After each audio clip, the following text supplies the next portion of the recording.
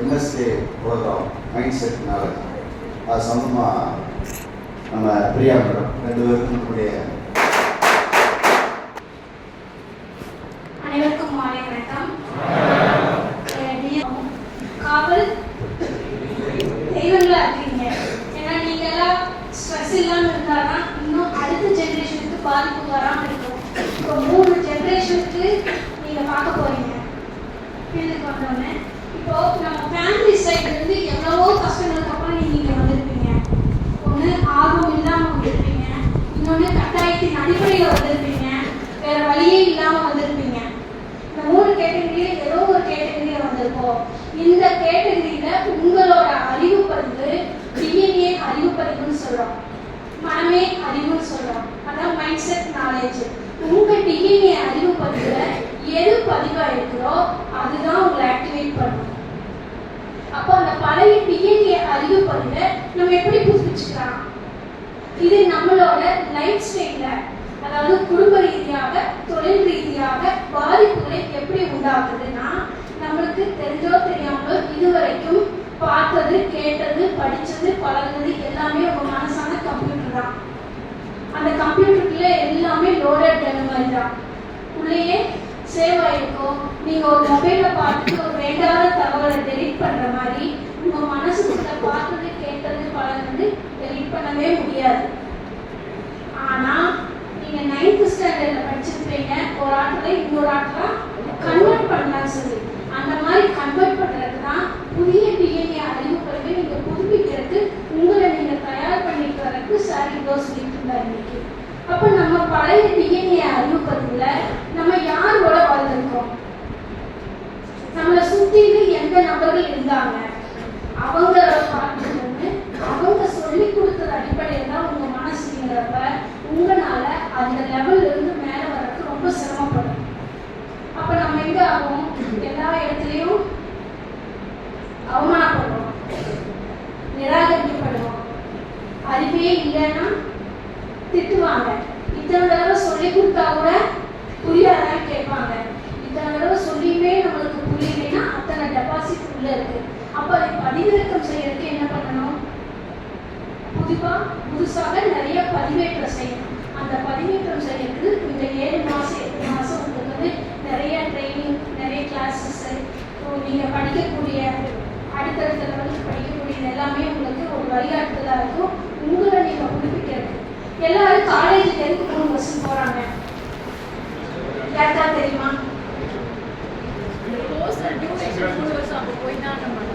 ஏன்னா ஒரு டிகிரி வாங்குறதுக்கு நினைச்சிருக்கோம். எனக்கு இப்போ சொல்லி கொடுத்தாங்க, காலேஜ் போனா 3 வருஷம் ஒரு டிகிரி வாங்கிடலாம் அப்படின்னு. அறிவை மாற்ற 1000 நாட்கள்னு சொல்லுவாங்க. காலேஜ் 3 வருஷம் வந்து கணக்கு போடுங்க, 1000 நாட்கள். உங்க அறிவு வந்து +2 வரைக்கும் சிலபஸ் படிக்கிறீங்க, மொழி கத்துக்கிறீங்க, பாட புத்தகத்துல கத்துக்கிறோம், அறிவை கத்துக்க மாட்டோம். அந்த 3 வருஷம் வந்து காலேஜ்ங்கிறது உங்க அறிவை புதுப்பிச்சுட்டு நீங்க ஃபீல்டுக்குள்ள போறதுக்காக உங்களுக்கான ஒரு வழிகாட்டுதல் தான். ஆனா நம்மளுக்கு என்ன சொல்லி கொடுத்துருக்காங்க? காலேஜ் படிச்சா நல்ல வேலை கிடைக்கும் அப்படின்னு சொல்லி.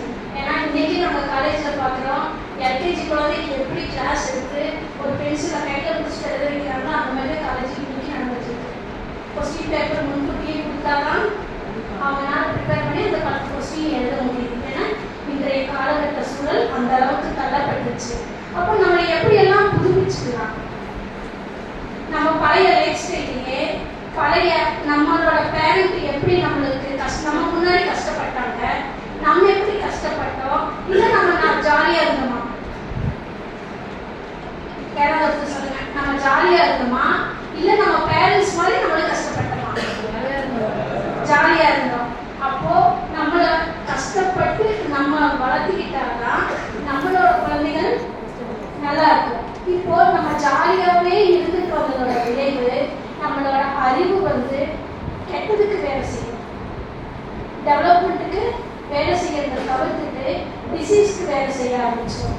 அது எப்படி வேலை செய்யணும்னா எதுலையுமே ஆர்வம் வராது. யாராவது வீட்டில் அம்மாவோ அப்பாவோ ஏதாவது சொன்னா கோபம் வரும். எந்த சூழ்நிலையுமே அவங்க புரிஞ்சுக்கவே மாட்டோம். அவங்க நம்ம கண்ணு முன்னாடியே கஷ்டப்படுவாங்க, வேதனைப்படுவாங்க, அவங்க புரிஞ்சுக்க மாட்டோம். இவ்வளோலாம் சொல்றேன்னு அவங்க வேதனை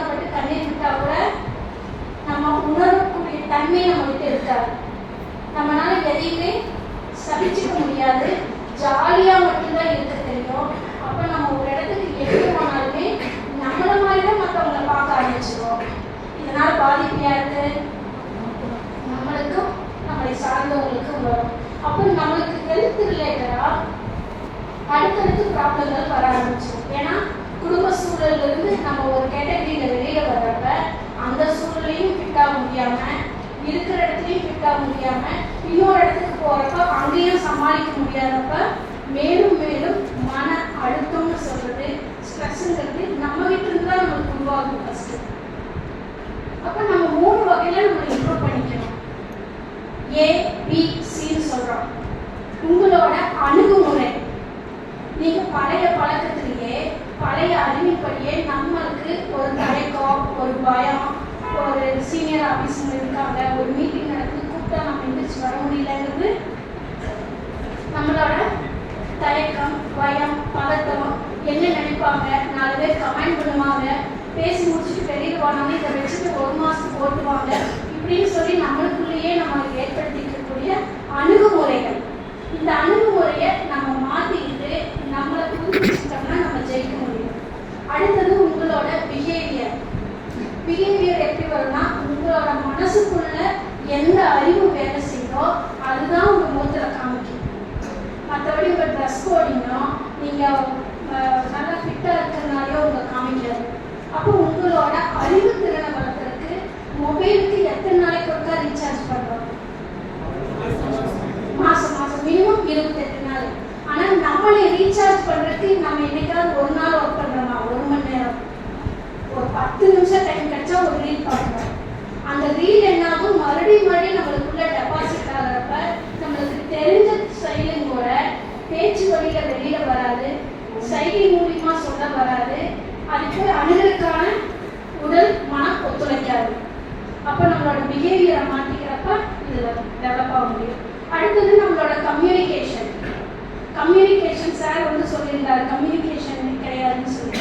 கரெக்ட். கம்யூனிகேஷனுங்கிறது எல்லாமே கம்யூனிகேஷன். நின்னா கம்யூனிகேஷன் தான், உட்கார்ந்தாலும் கம்யூனிகேஷன், கை நீட்டி பேசினாலும் கம்யூனிகேஷன். அப்போ நம்மளோட கம்யூனிகேஷனை எப்படி நம்ம இம்ப்ரூவ் பண்ணிக்கலாம்? கரெக்ட். புக்கு வந்து டெய்லி ரீட் பண்ணுறப்ப நம்மளுக்கு புது புது வார்த்தைகள் கற்றுக்குவோம். பழைய வார்த்தைகள் உங்களுக்கு அப்போதான் எலிமினேட் ஆகும். அப்போ புது வார்த்தைகள் உங்களுக்குள்ள போகிறப்பதான் புது மனிதர்களோட நீங்கள் இணைய முடியும். இல்லைன்னா நீங்கள் பழைய அறிவின் அடிப்படையிலே யார்கிட்ட போனாலும் உங்களால் பேச முடியும். புது வார்த்தைகளை எடுத்து பேச முடியாது. ஏதாவது ஃபீல் பண்ணுறதுனா கூட உங்களுக்கு அந்த தயக்கம் பயத்திலேயே நம்ம உட்காந்துருக்கோம். அப்போ கம்யூனிகேஷன் இந்த 3 நீங்கள் பார்த்தீங்கன்னா உங்களுக்கு டெவலப்மெண்ட் வரும். அப்போ நம்மளோட அறிவை வந்து நம்ம எதுக்கு பயன்படுத்திக்கணும்? டெவலப்மெண்ட்டுக்கா, டிசீஸ்க்கா? டெவலப்மெண்ட்டுக்கு. அப்போ ஒவ்வொரு நாளுமே நம்மளை நம்ம புதுப்பிக்கிறது, புது புது தகவல்கள், அதையும் ஒர்க்கிங் ப்ராசஸ்க்குள்ளே கொண்டு வரணும். ஏன்னா எல்லாமே தெரியும், யாருக்குமே எதுவுமே தெரியாதுன்னு தெரியாது. இன்னைக்கு என்ன நியூஸ் கேட்டால் எல்லாருக்குமே தெரியும், நேற்று என்ன நடந்துச்சுன்னு கேட்டால் தெரியும், இனிமேல் என்ன நடக்க போகுதுன்னு கேட்டால் தெரியும். ஆனால் நம்ம செயல்பாட்டுக்கு கொண்டு வரமா, அதில் தான் உங்களோட வளர்ச்சி இருக்கு.